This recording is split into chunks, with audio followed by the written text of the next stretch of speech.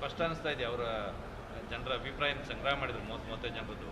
ಆ ಅಭಿಪ್ರಾಯದ ಮೇಲೇ ತೀರ್ಮಾನ ತೆಗೆದುಕೊಳ್ತಾರೆ ಹೈಕಮಾಂಡ್ ಅಂತ ನಿಮಗೆ ವಿಶ್ವಾಸ ಇದೆ? ನನಗೇನು ಅನಿಸೋದು, ಅವರ ಅಭಿಪ್ರಾಯ ಇದೊಂದು ಏನಂತಾರಲ್ಲ, ಒಂದು ಪ್ರಕ್ರಿಯೆ ಅಟ್ಟೆ. ಏನೋ ಕೇಳಿದೀವಪ್ಪ ಮಾಡಿದೀವಿ ಅನ್ನೋಂಥದ್ದಕ್ಕೊಂದು ಬೇಸ್ ಆಗ್ತದೆ. ಆ ಬೇಸ್ನಲ್ಲಿಯೂ ಸಹಿತ ಈ ಮನುಷ್ಯ ಮುಂದುವರಿಬಾರ್ದು ಅನ್ನೋದನ್ನೇ ಬಹುತೇಕವಾಗಿ ಎಲ್ಲರೂ ಹೇಳಿದ್ದು. ನೀವು ಮಿಸ್ ಮಾಡ್ಕೊಂಡಿಲ್ಲ ಈ ಟೈಮನ್ನು? ರಾಷ್ಟ್ರೀಯ ಅಧ್ಯಕ್ಷರು ಬಂದಾಗ ನೀವು ಇಲ್ಲ ಅಂತ ಹೇಳೋದನ್ನ? ಇಲ್ಲ, ನಾ ಯಾವುದೂ ಮಿಸ್ ಮಾಡ್ಕೋದೇ ಇಲ್ಲ. ನಾ ಆರಾಮದೀನಿ, ಭಾಳ ನೆಮ್ಮದಿಯಿಂದ. ಯಾಕಂದ್ರೆ ನಾವು ಹೊಸ ಚಿಂತನೆ ಮಾಡ್ಲಕತ್ತೀವಲ್ಲ, ಹಿಂಗಾಗಿ ನಮಗೆ ಬಿ ಜೆ ಪಿಯಲ್ಲಿ ಇರಬೇಕಾಗಿತ್ತು. ನಾನು ಅಧ್ಯಕ್ಷ ಆಗ್ತಿದ್ದೆ. ಆ ಹುಚ್ಚು ಭ್ರಮೆಯಲ್ಲಿ ಇರೋ ವ್ಯಕ್ತಿ ಅಲ್ಲ. ನನಗೆ ಗೊತ್ತಿದ್ದೆ ನನ್ನ ರಾಜಕೀಯ ಶಕ್ತಿ ಹೆಚ್ಚಾಗಿದೆ ಇವರು ಉಚ್ಚಾಟನೆ ಮಾಡಿದ್ಮೇಲೆ. ಮತ್ತು ಹೊಸ ಒಂದು ಪಕ್ಷ ಏನಾದರೂ ಉದಯ ಆದರೆ ಮೂರೂ ಪಕ್ಷಗಳನ್ನು ತಿರಸ್ಕಾರ ಮಾಡುವಷ್ಟು ವಾತಾವರಣ ಕರ್ನಾಟಕದಲ್ಲಿದೆ. ಇದು ಒಳಗಿದೆ.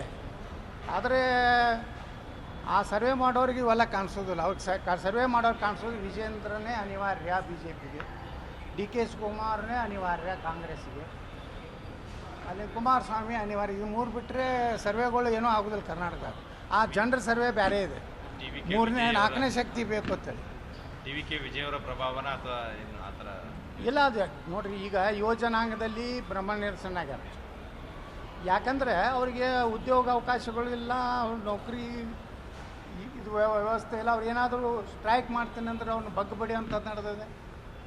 ಮತ್ತು ಮೂರೂ ಸರ್ಕಾರಗಳಿಂದ ಏನು ಲಾಭ ಆಗಿದೆ? ಇವತ್ತು ಯಡಿಯೂರಪ್ಪನಿಂದ ಏನಾದರೂ ಬದಲಾವಣೆ ಆಯ್ತಾ? ಇಲ್ಲ. ಮತ್ತು ಯಡಿಯೂರಪ್ಪನ ಮಗ ಕುಮಾರಸ್ವಾಮಿಯವರು ಇವ್ರನ್ನೂ ಮುಖ್ಯಮಂತ್ರಿಯಾಗಿ ನೋಡ್ಯಾರೆ, ಸಿದ್ದರಾಮಯ್ಯನವ್ರು ನೋಡ್ಯಾರೆ, ಡಿ ಕೆ ಶಿವಕುಮಾರ್ ಉಪಮುಖ್ಯಮಂತ್ರಿ ಇದ್ದರೆ ಈ ಹಣೆ ಬರೋದೆ, ಮುಖ್ಯಮಂತ್ರಿ ಆದರೆ ಏನು ಗತಿ ಅದನ್ನು ನೋಡಿದ್ದಾರೆ. ಅದಕ್ಕೆ ಒಬ್ಬ ಪ್ರಾಮಾಣಿಕವಾದಂಥ ಒಂದು ವಿಚಾರ ಮಾಡುವಂಥ ಭ್ರಷ್ಟಾಚಾರದ ಮುಕ್ತವಾದಂಥ ಒಂದು ಸರ್ಕಾರದ ಕಡೆ ಜನರ ಒಲವು ಇದೆ ಅಂತ ನನಗೆ ಅನಿಸ್ತದೆ. ಯಾಕಂದ್ರೆ ನನ್ನ ಸರ್ವೆ ಪ್ರಕಾರ, ಮತ್ತು ಇನ್ನೇನು ಯಾವ ಸರ್ವೆಗಳು ಏನೇನು ಹೇಳ್ತಾವೆ ಗೊತ್ತಿಲ್ಲ. ಅದು ನನ್ನ ಸರ್ವೆ ಮಾತ್ರ ಕರ್ನಾಟಕದಲ್ಲಿ 4ನೇ ಶಕ್ತಿಗೆ ಹೆಚ್ಚು ಬೆಂಬಲ ಸಿಗ್ತಾ ಇದೆ. ನೀವು ಸ್ಪಷ್ಟ ತೀರ್ಮಾನಕ್ಕೆ ಬಂದಿದ್ದೀರಾ ಹೇಗೆ ಹೊಸ ಪಕ್ಷ ಕಟ್ಟಬೇಕು? ನಾವು ಇನ್ನೂ ಅಭಿಪ್ರಾಯ ತೊಗೋತಾ ಇದ್ದೇನೆ. 6 ತಿಂಗಳು ನಾನು ಹೇಳಿದ್ದೀನಿ. 6 ತಿಂಗಳ ನಂತರ ಸ್ಪಷ್ಟ ನಿರ್ಣಯ ತೊಗೋತೀನಿ. ನಾನೇನು ಮುಲಾಜಿಲ್ಲಾರ್ದೆ ತೊಗೋತೀನಿ.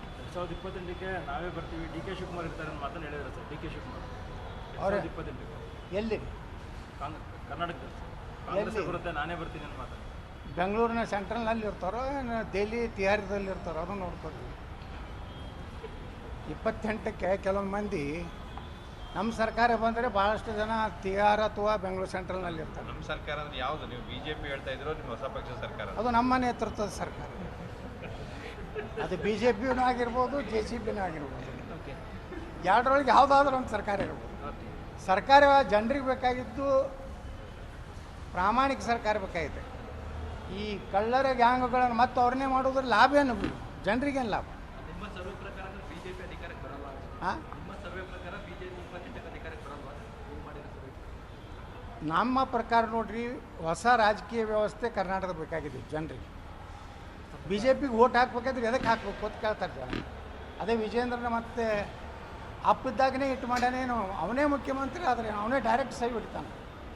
ಅವಾಗ ಅಪ್ಪಿದ್ದಾಗೆ ಸಹಿ ಹೊಡೆದು ಇಟ್ಟು ರೊಕ್ಕ ಮಾಡ್ಯಾನ, ಇನ್ನು ಡೈರೆಕ್ಟ್ ಸಹಿ ಹೊಡೆದು ಇಟ್ಟು ಮಾಡ್ತಾನೆ. ಹಿಂಗೆ ಜನ ಪಾಪ ಹಳ್ಳಿ ಒಳಗೆ ಮಾತಾಡ್ತಾರೆ. ನಾ ಅಲ್ಲ, ಅಷ್ಟು ಪ್ರಾಮಾಣಿಕದ ಬಾಡಪ್ಪ ಅಂತಾರೆ. ವಿಜೇಂದ್ರ ಸ್ವಲ್ಪ ಹೊಗಳಪಟ್ಟರು ಇದ್ದೇ ಇರ್ತಾರೆ.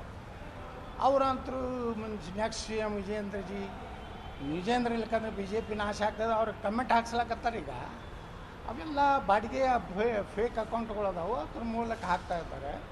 ಆದರೆ ಕರ್ನಾಟಕದಲ್ಲಿ ಈ ಮೂರೂ ರಾಜಕೀಯ ಪಕ್ಷಗಳಿಗೆ ವಿಶ್ವಾಸವಿಲ್ಲ. ಏನಾದರೂ BJP ತನ್ನ ನಾಯಕತ್ವ ಬದಲಾವಣೆ ಮಾಡಿದ್ರೆ ಅದು ಪ್ರಾಮಾಣಿಕದವ್ರು ಮಾತು ತಂದು ಅಂಥವ್ರನ್ನೇ ಮಾಡಿದ್ರೆ ಅದಕ್ಕೂ ಬ್ರಹ್ಮ ನಿರಸನ ಆಗ್ಯಾರ. ಏನು ನೋಡಿಬಿಟ್ಟಾರಲ್ಲ, ಎಷ್ಟು ಮಂದಿ ನೋಡ್ಯಾರ BJP ಒಳಗೆ? ಬೊಮ್ಮಾಯಿಯವ್ರು ನೋಡ್ಯಾರ, ಜಗದೀಶ್ ಶೆಟ್ಟರ್ ನೋಡ್ಯಾರ, the great hero of the Sadananda Gowda ನೋಡ್ಯಾರ, ಎಲ್ಲರೂ ನೋಡ್ಯಾರಲ್ಲ. ಪಾಪ ಈ ಸದಾನಂದ ಗೌಡ ರಾಜ್ಯಸಭಾ ಮಾಡ್ರಿ ಅಂಥೇಳಿ ಹಂಗೆಲ್ಲ ಹಚ್ಕೋತ ಅಡ್ಯಾಡ್ತಾ ಇದ್ದಾರೆ. ಯಡಿಯೂರಪ್ಪ ಅವ್ರ ಮನೆಗೆ ಹೋಗೇ ಹೋಗ್ತಾರೆ. ಮೊದಲು ಯಡಿಯೂರಪ್ಪಗೆ ಎಷ್ಟು ಕೆಟ್ಟ ಬೈದಾರೆ ನನ್ನ ಮುಂದೆ. ಅವೇನಾರು ಬಿಚ್ಚು ಹೇಳಿದ್ರೆ ಈ ಯಡಿಯೂರಪ್ಪ ಮನೆ ಸಭೆ ಬರ್ಸ್ಕೊಡೋದಿಲ್ಲ. ಈಗಿದ್ರ ವಿಜೇಂದ್ರ ಮುಖ್ಯಮಂತ್ರಿ ಆಗ್ಬೇಕಂತ ಹೇಳ್ತಾರೆ. ನಾಳೆ ರಾಜ್ಯಸಭಾ ಕೊಡದೇ ಇದ್ರು ನೋಡ್ರಿ ಹೆಂಗೆ ಮತ್ತೆ ಟ್ಯೂನ್ ಹೆಂಗೆ ಚೇಂಜ್ ಆಗ್ತದೆ. 28ರೊಳಗಡೆ ಯತ್ನಾಳ್ ಅವರು BJP ಬರ್ತಾರೆ ಅಂತ ಸರ್. 28ರೊಳಗೆ ಬಿ ಜೆ ಪಿಗೆ ಬರ್ತೀನೋ ಪಕ್ಷ ಕಟ್ತೀನೋ ಅದು ಕರ್ನಾಟಕದ ರಾಜಕಾರಣದಲ್ಲಿ ಪ್ರಮುಖ ಪಾತ್ರ ವಹಿಸ್ತೀನಿ.